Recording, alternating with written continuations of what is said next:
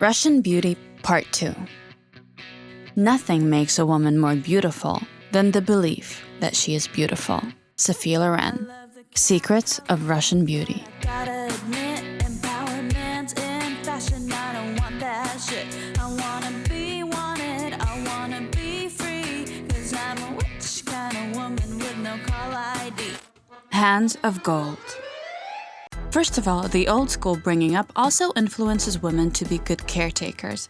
The Russian women are caretakers not only in the house, but also in the workplace. We just love to give. It makes us shine. That mostly doesn't go unnoticed. The Russian hands are golden. Russia is the queen of cosmetology, nail salons, hair salons, eyelash masters, and aesthetics. Believe me, no one can do your nails as well as a Russian woman, and that I learned from practice. It goes without saying that the best sewers of the best luxury brands in Europe, as well as dressmakers, cosmetologists, hairdressers, and weavers, very often have Slavic roots. It is because care is a must in Russia, as well as precision. The meticulous, loving hands of a Russian woman can certainly make miracles. Caretaking. A famous point of difference of a Russian woman is zabota, which is the Russian word for caretaking. Most Russian women are natural caretakers. Often they cook, clean, and love, not out of liability, but out of femininity, a word we in Russia are not afraid of. Although we are of different religions and some of us are atheists, the primary religion in Russia is Orthodox Christianity, which is a very humble religion. It keeps the vanity down and is devoted to acts of service. It is normal for Russian girls to cook breakfast for the man, give him pills when he is sick, water flowers, vacuum clean, and just take care of the household. For most of us, there is nothing undermining in that. We are not always fans of female empowerment. It really depends on the situation. I guess we are women in between power and service. We like to care because it is natural, kind, and cool. That, of course, does not deprive us of a great career because the Russian woman is a multitasker. Some households are more traditional than others, but in general, when Russian girls love someone, that love is infinite. Russia is a mother. That's why they say Mother Russia. We are crazy about our children. Motherhood in Russia is so important that even the government created very convenient conditions for the mothers and pregnant women, giving sufficient material help in the form of allowances and maternity capital. In Russia, maternity leave is considered as a job, and your employer is required to take you back to work after maternity leave, which can last for up to 3 years. Caretaking for children is respected and important in Russia, but this, my friends, requires a separate program. Female wisdom.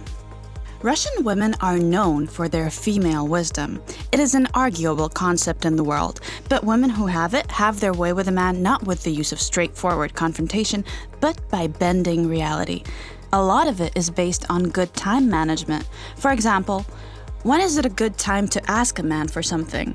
No offense, but in our country, men and women are very different species. Both prosperous and excellent, just different from each other. Female wisdom is not to be confused with being cunning or calculative. Also, please do not confuse it with tolerating, rather with understanding. It is a positive, loving feature which comes from the soul and an intuitive understanding of how to act, not only with men, but generally with people. The universe always delivers to these kind of women. Sexuality. Yes, many Russian women are very, very sexy. That does not necessarily make them workers of the sex industry. You see, Russia has so many ways to open you up. Even foreign girls who come here suddenly reveal themselves in a new way. They start doing photo shoots, caring more about their visual appearance, and enjoying life more as a woman should. Not even mentioning the amount of dance courses, sex courses, and other places where girls can actually learn secret things. The Venus Moscovite are roaming the streets with a gleaming twinkle.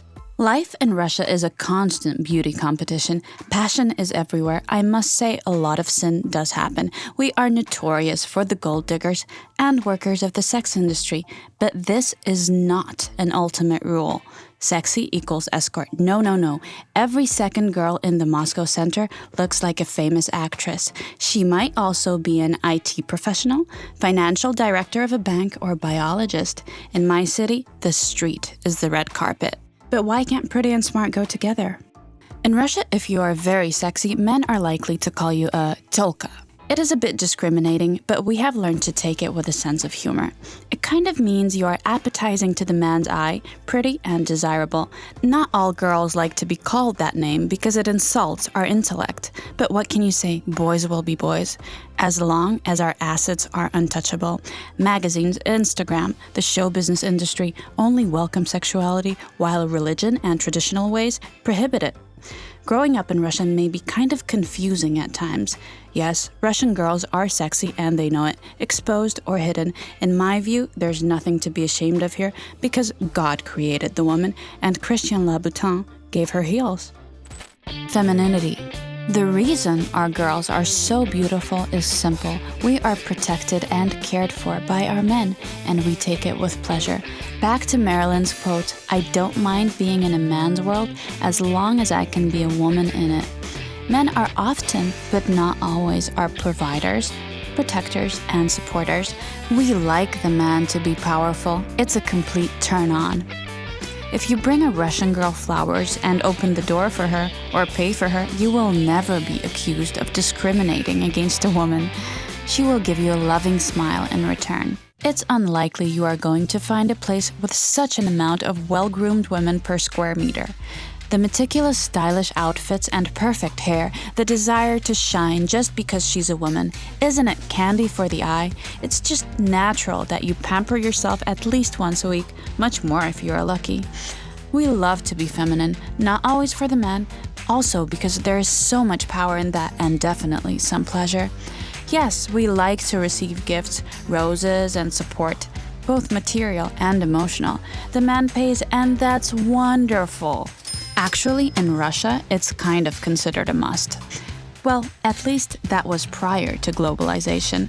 But the man giving material support, the woman looking marvelous, is not really a quid pro quo case.